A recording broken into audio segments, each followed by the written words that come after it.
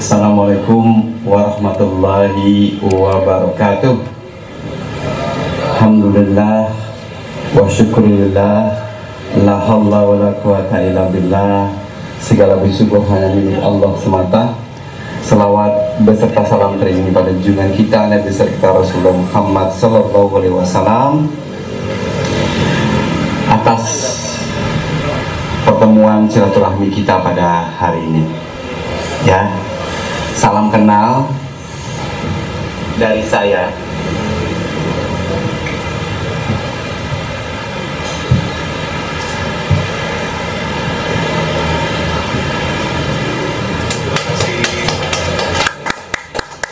Alhamdulillah, sebentar udah bisa belajar bahasa isyarat dari teman-teman disabilitas. Ya, terima kasih nih kepada Kopi Tuli, Mas Andika dan Bang Ican.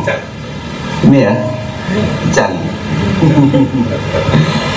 Dan Ketua DPC PKS Pancoran Mas Pak Agung dan Ibu Zirda, Ketua PAC Demokrat, serta ada Mas Aga, ya, dan rekan-rekan semua yang ada di sini. Ya, salam sehat. Ya, semoga Allah selalu memberikan kesehatan kita semua.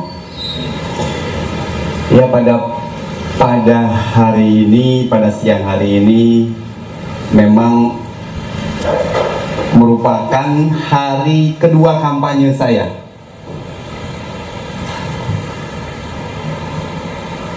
Di Kecamatan Pancoran Mas. Ya, Pilkada Depok tanggal 9 Desember yang akan kita gelar, ya, merupakan rangkaian kampanye pada hari ini. Ya, saya berpasangan dengan Kiai Haji Muhammad Idris, ya, calon wali kotanya Pak Kiai Muhammad Idris. Saya sebagai calon wakilnya Imam Budi Hartono. Ya, insya Allah kalau teman-teman di sini mendukung, ya, ingin memenangkan, insya Allah di pilkada mendatang kita akan bisa menangkan. Juga terima kasih banyak nih kepada Sapulidi, ya, Cafe Sapulidi. Ini saya yang kedua kali yang kesini nih, insya Allah, ya. Kafenya asik, bersih, ya, ada musolahnya, ya, toiletnya juga bersih. Ini teman-teman yang juga pengen kesini, insya Allah terjamin kesehatannya lah, ya. Makanannya juga mungkin saya sudah rasakan juga enak, insya Allah. Tempat nongkrong anak muda juga pas, insya Allah. Nanti juga ada kafenya Kopi Tuli, ya, di Beijing sekarang, ya. Juga teman-teman bisa silaturahmi, bisa mampir ke sana, ya, insya Allah. Semua pegawainya tunarungu, ya, betul, ya. Ya, dengan tidak mengurangi rasa hormat saya, alhamdulillah saya sudah lama berinteraksi dengan kaum disabilitas. Kalau masalah disabilitas saya sudah lama. Saya pembina Nasional Paralimpik Komite Indonesia Jawa Barat sejak tahun 2010,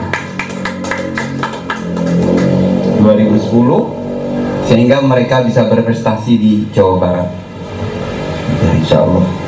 Dan untuk itu, ya, saya berharap mudah-mudahan ke depan saya, kalau di Jawa Barat saya kemarin memperjuangkan teman-teman disabilitas di bidang olahraga, ya, mudah-mudahan ke depan untuk Kota Depok dan Jawa Barat, bahkan Indonesia, kita perjuangkan terus tentang hak-hak disabilitas di dalam berbagai bidang kehidupan, ya, baik di bidang pemerintahan, di bidang pekerjaan, di bidang infrastruktur, ya, karena memang tadi Depok sebagai kota layak keluarga, Depok kota layak anak, itu dari segi infrastrukturnya memang masih sangat kurang.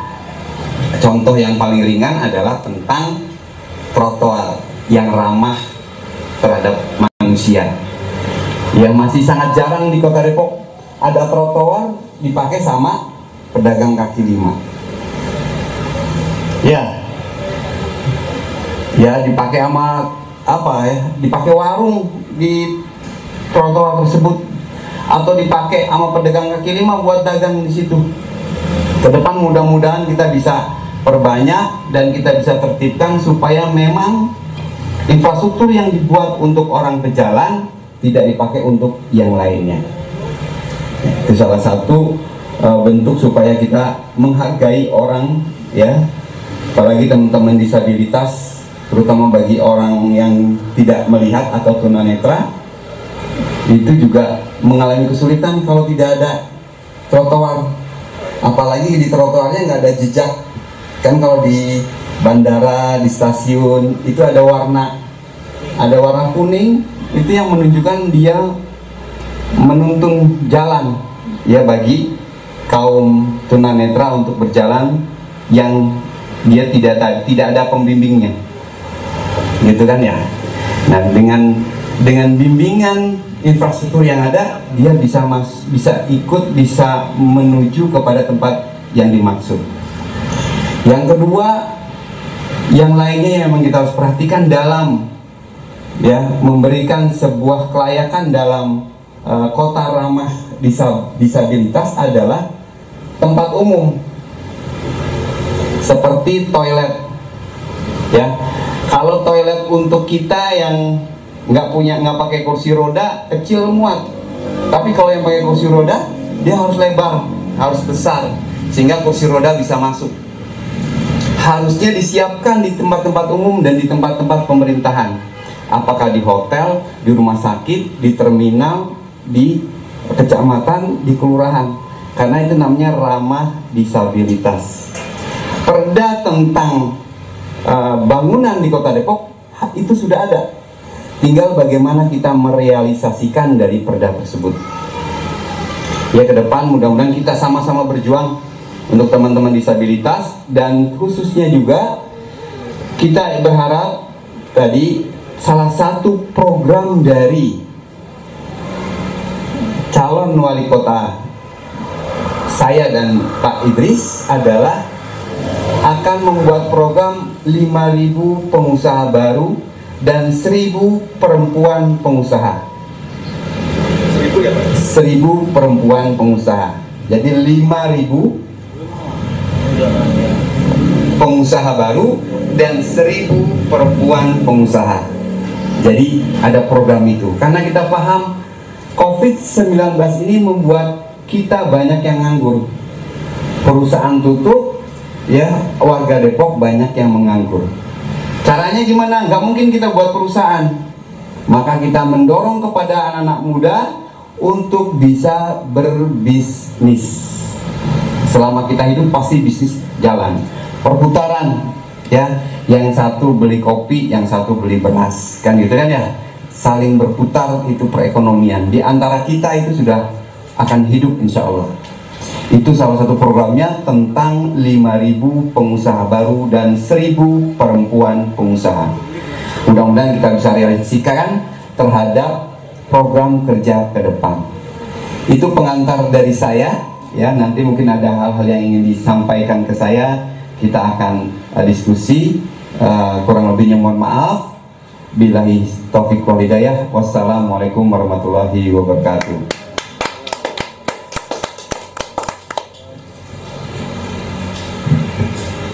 Baik, terima kasih kepada Bapak Imam Budi Hartono yang telah menyampaikan satu patah dua katanya untuk memulai diskusi kita pada siang hari ini. Dan mungkin yang perlu kita ketahui bahwa Bapak Imam Budi Hartono bersama dengan calon wali kota, jadi Bapak Idris Abdul Somad, Bapak Imam Muhammad Idris dan Bapak Imam Budi Hartono, ya, nomor 2 ya, nomor 2 gitu ya. Insya Allah ya, kita usung beliau berdua ya. Semoga apa yang kita harapkan bisa sama-sama tercapai. Baik, selanjutnya kita akan buka diskusi ya. Nanti dari teman-teman Berkatin bisa menyampaikan aspirasinya, harapannya Baik, kita akan buka diskusi. Kita langsung saja. Kalau ada yang ingin ditanyakan, ingin disampaikan, dipersilakan.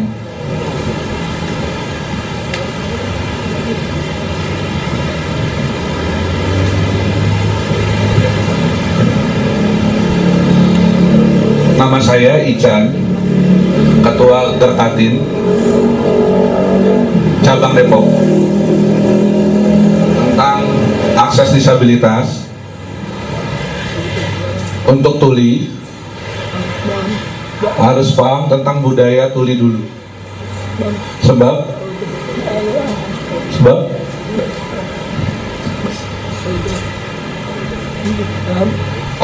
dunia tuli itu dalam banget budayanya.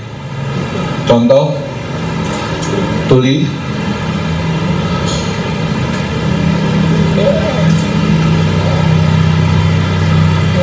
mengendalikan memakai visual.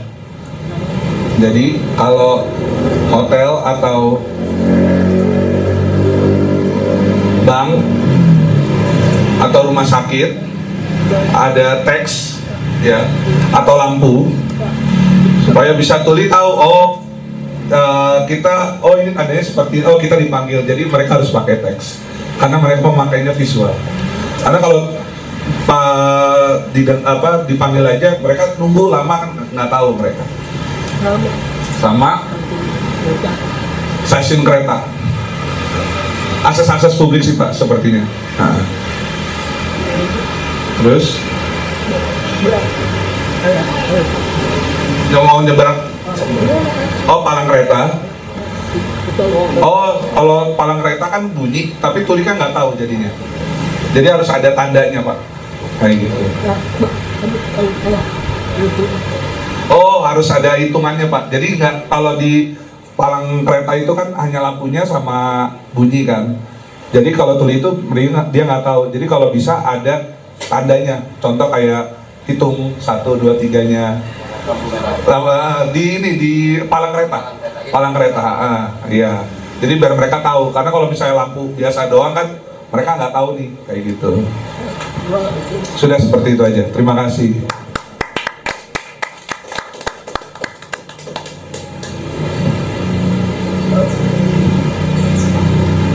Assalamualaikum warahmatullahi wabarakatuh. Selamat siang. Perkenalkan, nama saya Adika. Mau tanya tentang pekerjaan. Sebenarnya teman-teman tuli Depok banyak sulit melamar pekerjaan. Mungkin bagaimana teman-teman tuli sebelum kerja pemerintah, mungkin pemerintah bisa memberikan pelatihan apa? Mungkin pemerintah itu bisa membuat pelatihan ke karyawannya tentang cara komunikasi dengan teman-teman tuli seperti itu. Di Jakarta sudah ada kelas bahasa isyarat di Balai Kota untuk kelas bahasa isyarat umum. Kayak gitu. Tapi di Depok belum ada Pak. Jadi mereka kalau bisa di Depok diadakan seperti itu. Jadi biar teman-teman orang di kota Depok nih paham lah tentang bahasa isyarat seperti apa, kayak gitu. Bisa berkomunikasi juga. Oke, sudah. Terima kasih.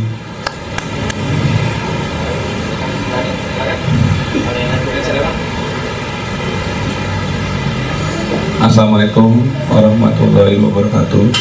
Nama saya Erina. Saya mau tanya, ada banyak teman-teman punya anak tidak mampu sekolah, bagaimana? Beasiswa anak-anak sekolah, bagaimana? Apakah ada kayak gitu Pak?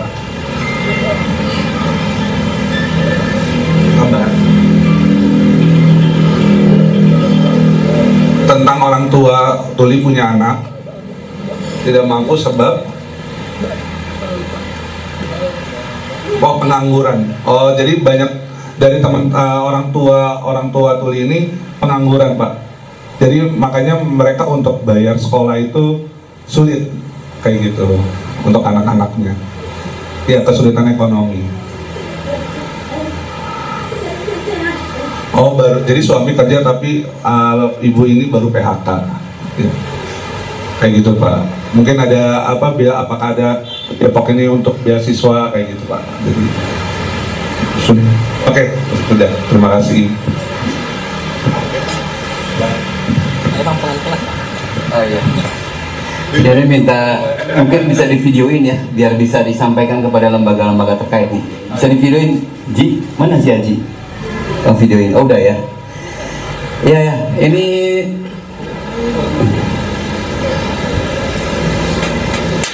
ya, ini saya sebagai calon wakil wali kota yang mendampingi Bapak Kiai Muhammad Idris. Ada keluhan dan permintaan dari teman-teman disabilitas, khususnya kelompok komunitas tuli.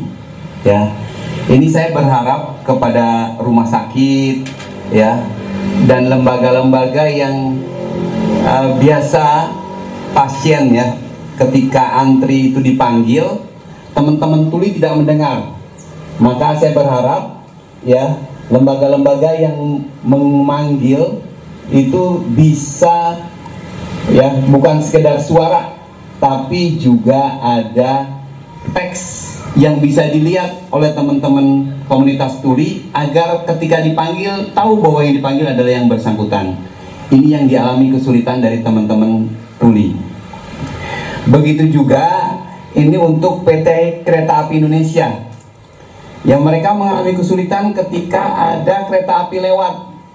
Ketika ada palang pintu, ada kereta lewat, nggak terdengar. Maka berharap PT Kereta Api juga bisa membuat lampu peringatan plus hitungan mereka kapan selesainya. Karena yang dilihat oleh mereka adalah lampu ya, berupa visual, lampu, dan seperti di lampu merah, angka 1, 2, 3 selesainya kapan. Ini harapan mereka untuk masalah yang kecil, tapi ya, masalah yang kecil tapi memang sangat dibutuhkan oleh teman-teman kaum difabel. Karena memang mereka bagian dari kita dalam kehidupan sehari-hari, biasa melakukan aktivitas sama seperti kita.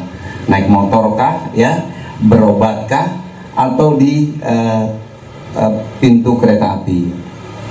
Yang kedua, kepada pemerintah Kota Depok, ini ada usulan dari Andika yang punya Kopi Tuli ya. Mereka berharap seperti di DKI, bahwa di pemerintah Kota Depok ada waktu untuk bisa ya, ada satu waktu, apakah seminggu sekali atau sebulan sekali, untuk memberi pelajaran bahasa isyarat ya, agar teman-teman di pemerintah yang bagian dari pelayanan masyarakat juga bisa ada orang yang khusus bisa melayani komunitas tuli. Ini sangat baik permintaannya, mudah-mudahan bisa direalisasikan oleh pemerintah Kota Depok. Lalu yang ketiga, dari Ibu Erina ya. Ibu Erina ini katanya banyak komunitas tuli punya keluarga yang kena PHK, sehingga anak-anaknya nggak bisa sekolah. Begitu ya. Nah, ini saya berharap ini teman-teman dari komunitas tuli didata saja, didata di mana ya, di mana warga Depok yang nggak sekolah ya. Nggak usah khawatir, nanti akan diberikan sekolah gratis bagi anak-anak tuli yang memang nggak mampu ya, sekolah gratis. Kalau dia nanti sekolah umum ya, akan disekolahkan di tempat umum. Tapi kalau dia masuk sekolah luar biasa, nanti kita akan hubungi dengan pemerintah Provinsi Jawa Barat, karena sekolah luar biasa di bawah Provinsi Jawa Barat ya, SLB di bawah Provinsi Jawa Barat. Kalau tidak di sekolah umum, insya Allah kita bisa untuk SD dan SMP, pemerintah Kota Depok bisa ya, bisa memberikan mudah-mudahan sekolah gratis kepada anak-anak yang tidak mampu. ya, termasuk di dalamnya karena sekarang COVID-19 terus karena memang nggak mampu, terus nggak dapat bantuan sosial, tolong didata oleh RT RW-nya agar mendapat bansos baik dari Kota Depok, dari Provinsi Jawa Barat maupun dari Presiden Republik Indonesia. Kalau nanti didata, ya, nanti bisa diberikan kepada apakah RT setempat atau bisa ditembuskan ke kami. Nanti kami perjuangkan. Ya, namanya, alamatnya, kontak personnya.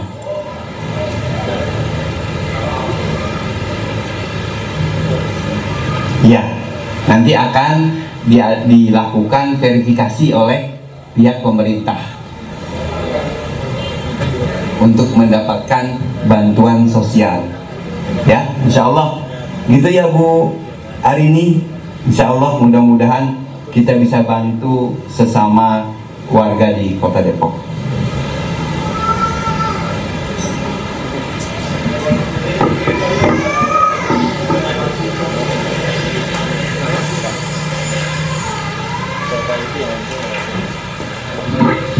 Baik, terima kasih Pak Imam Budi Hartono yang telah menyampaikan jawabannya. Tadi beliau langsung direkam di video ini, ya, sekaligus sebagai untuk nanti akan disampaikan juga supaya tadi direkam supaya pihak-pihak terkait nanti bisa segera mengetahui dan bisa memberikan supportnya, dukungannya. Baik, mungkin ada lagi yang ingin disampaikan, silakan diskusinya.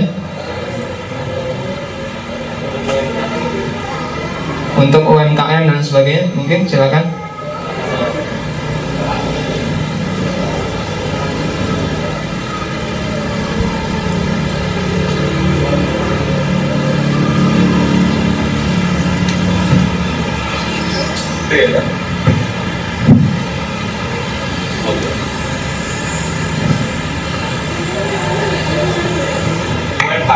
Soal UMKM,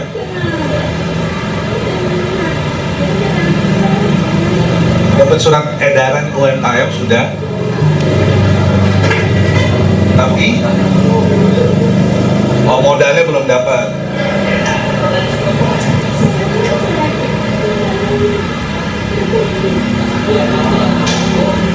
Mungkin untuk modal kali ya,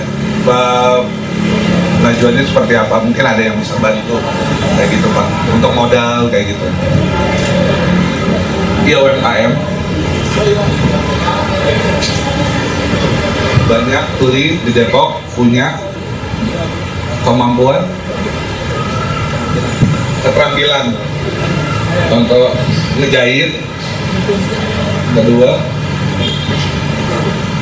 servis HP, tapi mau buka usahanya nggak ada modal. Jadi banyak yang seperti itu.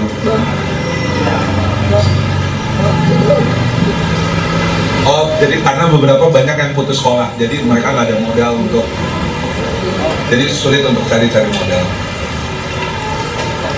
Pak, ini boleh gantian, yang ini yang lebih jago Pak. Ada teman saya. Kebetulan beliau JBI juga, yang udah di TV-TV lah, maka lebih jago. Gantian dulu ya.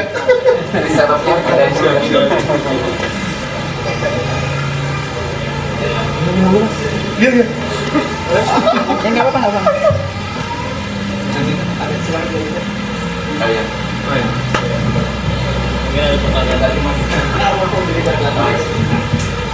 Dengan Mas siapa ini? Fajrus. Allah. Ya, untuk tadi ya teman-teman yang punya permasalahan permodalan dan masalah UMKM, ya ini tolong nanti didata sama teman-teman DPC PKS atau dengan Demokrat. Nanti kita bisa bantu melalui ya apakah CSR ataupun lembaga-lembaga zakat yang bisa membiayai dari pemberdayaan ekonomi umat. Ya, didata saja namanya, usahanya, tempatnya di mana untuk komunitas tuli. Gitu Mas Agung ya, nanti kita coba bantu ke Basnas, kita bantu ke Zakat Sukses, kita bantu ke Dompet Duafa, kita bantu ke beberapa CSR yang ada di Kota Depok. Insya Allah kita akan perjuangkan bersama.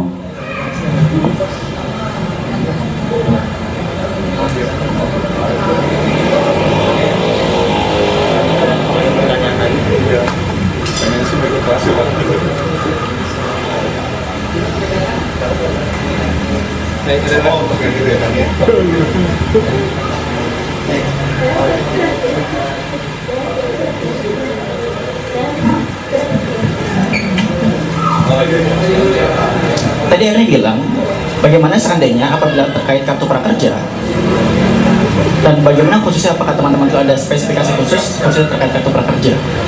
Terus bagaimana? Karena saya sudah S1, saat itu sedang mendaftar kartu prakerja. Kemarin, saat itu suami saya sudah mencoba mendaftar terkait kartu prakerja. Dan kemudian, ketika dalam proses tersebut, kami sangat kesulitan untuk mengaksesnya. Ketika gelombang 1, 2, 3, dan semuanya selalu saja gagal.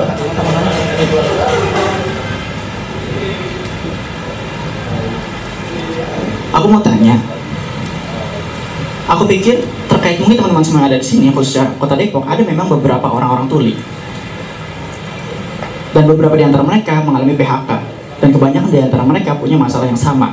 Apalagi terkait adanya pandemi COVID seperti ini. Dan saya berpikir, bagaimana keadaan ekonomi yang sedang turun seperti ini, kemudian kami berpikir untuk punya ide. Kita coba mengikuti sebuah program UMKM, dan kemudian kamu mencoba. Tetapi ada beberapa masalah.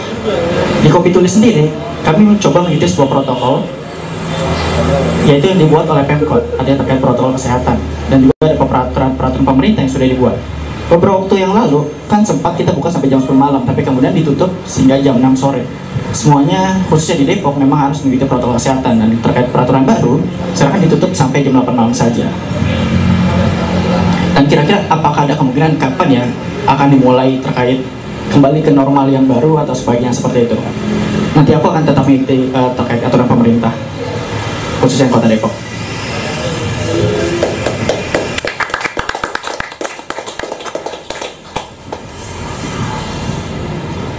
Ya, kalau untuk kartu prakerja ini kan kartu yang dikeluarkan oleh Presiden Indonesia. Ya, aksesnya memang agak mengalami kesulitan, baik teman-teman disabilitas maupun teman-teman yang banyak pengangguran juga mengalami kesulitan. Dan nanti kita coba tanyakan kepada Dinas Tenaga Kerja dan Sosial di Kota Depok, mudah-mudahan ada jalan keluar. Ya, minimal tadi tolong datanya saja, datanya berikan ke kami untuk bisa secara clear gitu ya. Tadi nama, alamat, pekerjaan yang pernah gitu ya, pernah atau lulusannya mana, alamat data CV yang lengkap untuk bisa kita nanti mudah-mudahan bantu mengakseskan terhadap kartu prakerja.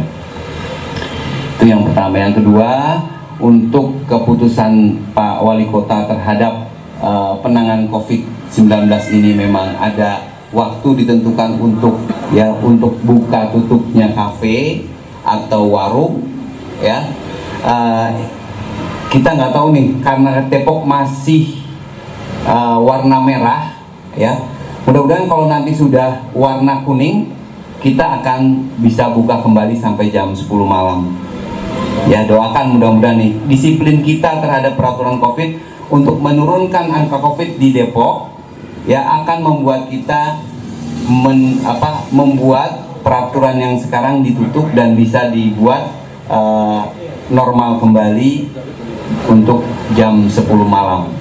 Ya, doakan saja mudah-mudahan bisa segera. Ya, kemarin merah, sekarang sudah orange. Mudah-mudahan satu level lagi nih kuning. Kalau sudah kuning, kita akan kembali ke normal insya Allah. Ya, jangan lupa 3M. Ya, 3M ya. Pakai masker, menjaga jarak, dan mencuci tangan. Ya, 3M.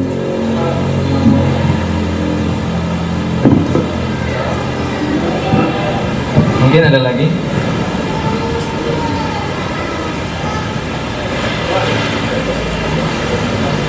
Tadi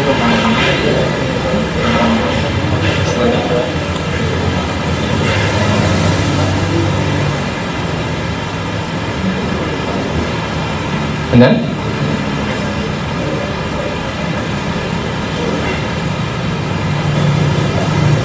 Ya. Silakan.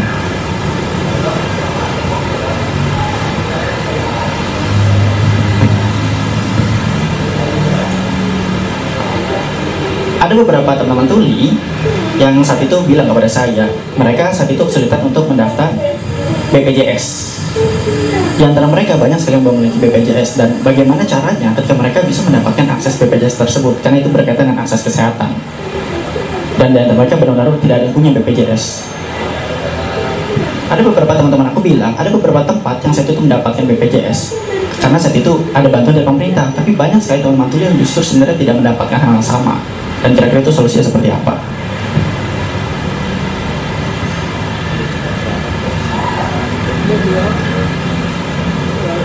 Kami ingin sekali membuka kelas bahasa isyarat. Kenapa? Kami berharap orang dengar bisa berkomunikasi dengan orang-orang tuli. Kenapa? Kami berharap teman tuli bisa mendapatkan informasi yang sama dengan orang-orang dengar. Sudah itu saja.